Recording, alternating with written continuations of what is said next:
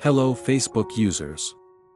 Ever wonder about that mysterious, beautiful dark mode everyone's talking about? In this quick guide, we'll demystify it for you. What is Facebook dark mode? Facebook's dark mode replaces the bright white interface on both the website and mobile app with a stylish black background.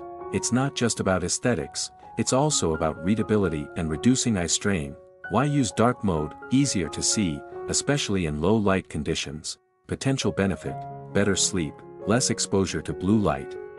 Also, it can save battery on OLED screens. How to turn on Facebook dark mode? Check your app settings, usually under Appearance or Theme. Activate dark or light mode. Here I'm using light mode, so I'll switch to dark mode.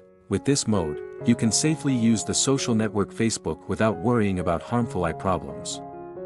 Facebook also cares about users when providing support functions like this. If you are interested in these tips, you can refer to other videos on our channel.